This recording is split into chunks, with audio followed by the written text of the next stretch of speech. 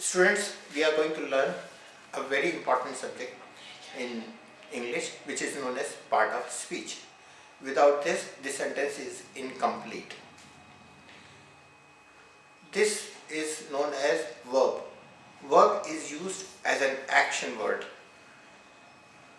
The action word means when you take some particular action, somebody is trying to explain you something, and without this verb they are unable to explain it.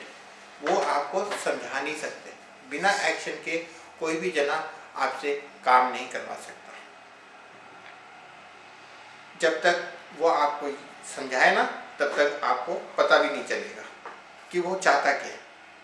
That is known as verb. Verb indicates that the action is being taken by a subject. अब हमें ये समझना है कि subject क्या चीज़ है. What is subject? Subject can be a person, place, or a thing, or a group of people. कुछ भी ग्रुप हो सकता है.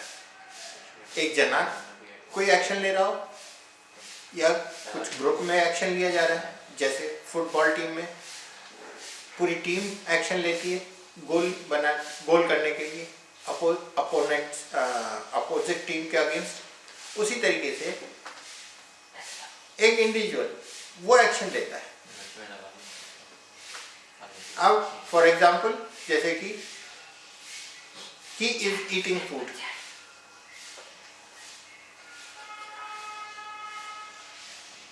Ram is going to school.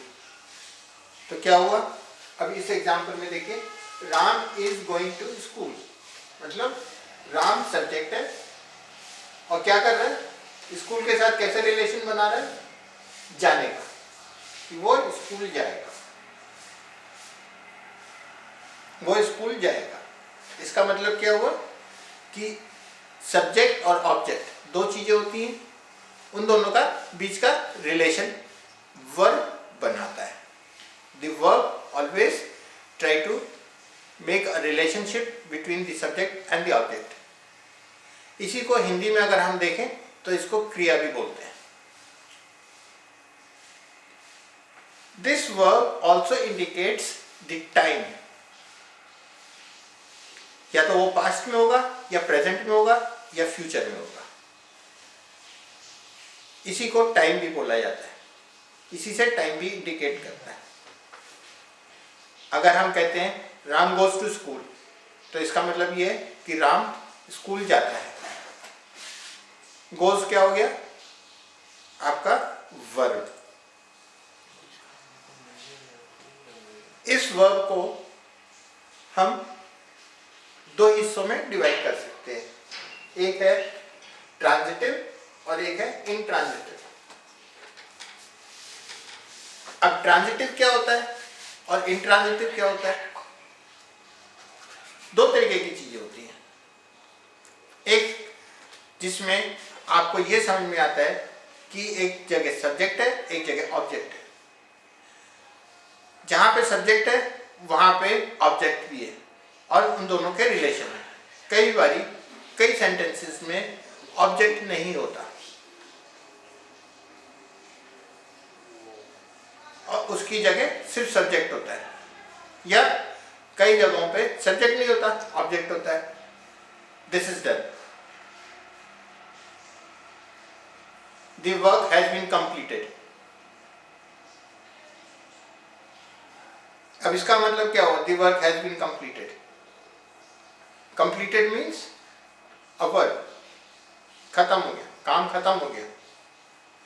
किसने की है? It is understood. जिसको भी काम दिया गया है उसने वो काम कंप्लीट कर दिया. That is intransitive. So transitive में क्या होता है? दैट एक्सेप्ट्स वन और मोर ऑब्जेक्ट. एक या एक से अधिक ऑब्जेक्ट लेता है.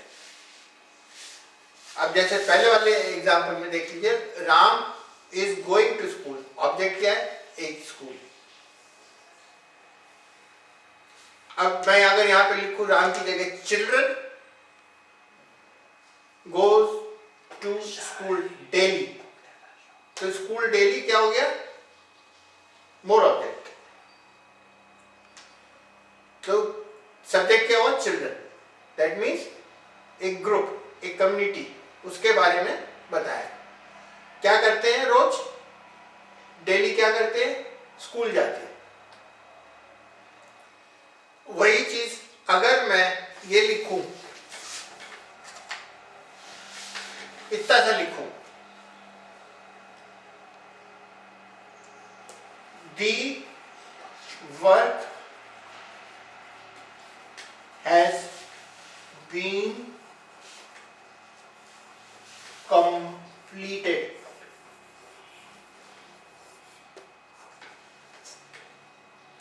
तो इसका मतलब क्या हुआ, ये क्या हुआ हमारा इंट्रांजिटिव। क्यों, क्योंकि हम सिर्फ वर्क के बारे में बात कर रहे हैं। किसने कंप्लीट किया है, सब्जेक्ट ने।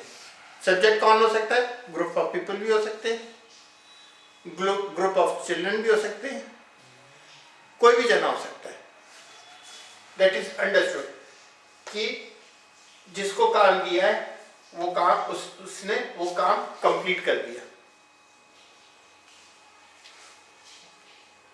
हैज बीन क्या दिखाएगा, टाइम दिखाएगा, हमें टाइम दिखाएगा।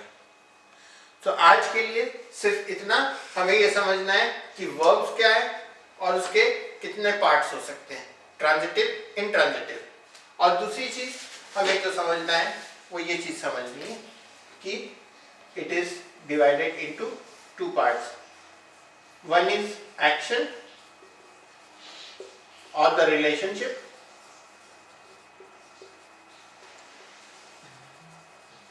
and the other one is time. These two things we need to understand. Next time we will learn more in more detail.